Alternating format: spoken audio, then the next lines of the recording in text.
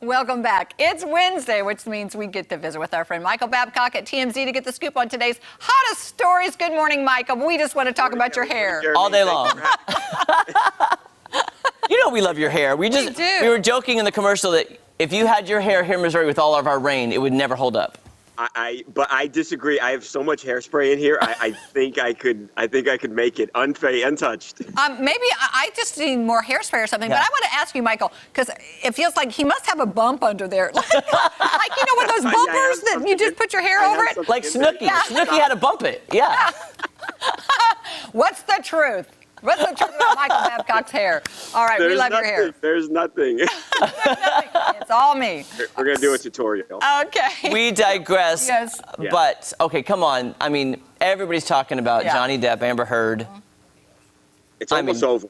Yeah. Yeah, it's been a wild ride. It's been weeks of these two very famous actors tearing each other down in court, and people have been so enthralled by it. But the jury's deliberating now. So yesterday they deliberated for about 10 hours.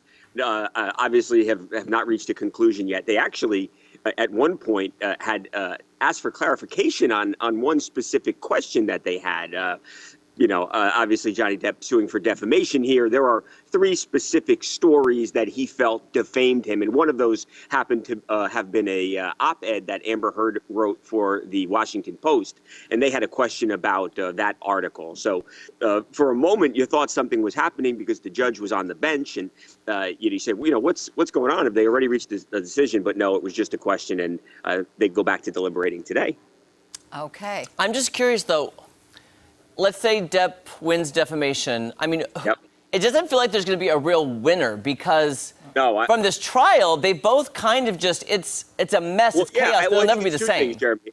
I think, look, there's 2 things on the line. One, there's money, right? Because they both sued each other for an incredibly large amount of money. So Johnny sued Amber for $50 million, and she countersued for $100 million. So there's a lot of money on the line. But I think if the jury determines, and obviously this is not criminal, this is a civil lawsuit, but if the jury determines that Johnny Depp was the one being truthful here, I do think that helps him, because then I think Johnny Depp can say, hey, look, we bared everything. She told her side, I told my side, in front of people who are impartial, and they believed me. And I think then that helps him again land those big movies, if he was having trouble landing those big movies to begin with. But I do think that there is some value in Johnny Depp winning, aside from getting some money out of Amber Heard. So was it his idea, then we talked about this before, to have it aired, to have it publicly on TV? Was it Johnny's idea? I wouldn't think it was his idea. I mean, I still don't know if all the attention was helpful to either of them. Yeah. I know that the public opinion, has, at least what I've seen, has very clearly been on the side of Johnny Depp's, but I don't know that it being on television and millions of people, and it's surreal. I mean, you have hundreds of people lining up outside the courthouse. You have screaming fans. It looks like almost like a rock concert or something. Like, it does not look like a trial is going on. So there has been a lot. I think, again, public opinion has been on his side, but I still don't know that it's good for millions of people to hear about. I agree. I just can't imagine this helping Amber's future career. I mean, and that's interesting. I think a lot of people have spoke, Jeremy, about what does Johnny's future look like. But I mean, Amber Heard's future, I don't know. I mean, there's been a lot of talk about the second Aquaman movie. That was obviously a big film. And she was, she was the love interest in the first movie, barely in the second film. And that was before all of this happened, where this trial took over the country. So I don't know what her future looks like, to be honest. I don't know that she has an acting future. Yeah. Well, she's got a lot of money, probably. Maybe. Yeah, maybe she doesn't need to. Yeah, and she might have a lot more in a couple days. Yeah. So. I had seen an interview, too. I don't know if you saw it, with Spencer Pratt. He used to be on The Hills. He is part of Heidi and Spencer. He was saying that when Amber Heard first moved to town, I guess Brody Jenner was like hitting on her, trying to ask her out, and she said no. And she goes, I'm already dating a famous director. I'm going to be a famous movie star. I don't need you, or something like those. It kind of shed some light on maybe her personality and what her ambition was, even early on. Yeah, right. No, that's very interesting. I hadn't seen that interview, but and look, wouldn't be the first person in Hollywood that had that mindset. I think it makes me think, though. I hope she'll be all right after this if things turn out wrong for her, because I mean, she's not mentally stable, it seems. I don't know if you saw that day I know we talked about this way too long, but I don't know if you remember, it was in court, and she talked about all the death threats that she was getting, and some real nasty now that's stuff. terrible. Some of the stuff she was people said to her, but yeah, you hope she's okay. That's a lot to handle. All right, let's move on to Kim K.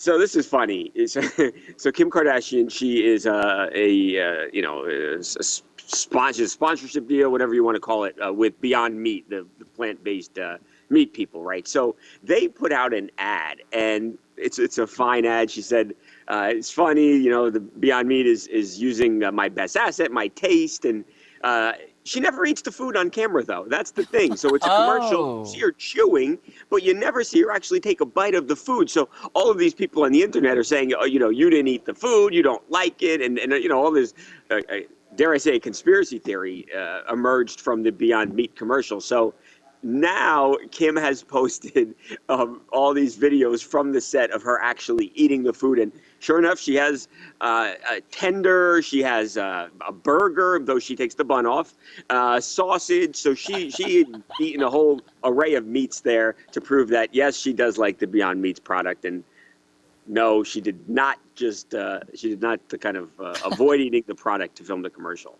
Well, it's not really easy to eat on TV or on commercials, as we know. No. You know that. It's very hard. It's not pretty. Right, you guys do that? You do cooking segments, right? Yeah. I was more thinking, this is what you reminded me of, because did you know that the Queen of England, it is forbidden to show video footage of her eating or drinking? Oh, no, I did not know that. And, Kim K is kind of our queen here in the U.S., so. Yeah, that is true. She's our royalty, That's so. right. She's our queen. Yeah. That's immediately what I thought. I like, do. Well, they can't show her eating. I feel that way too.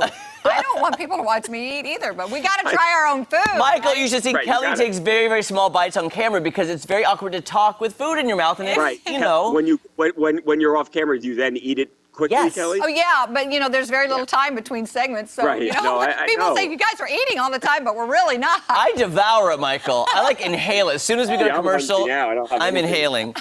All right, this is very sad. Ray Liotta, we loved him.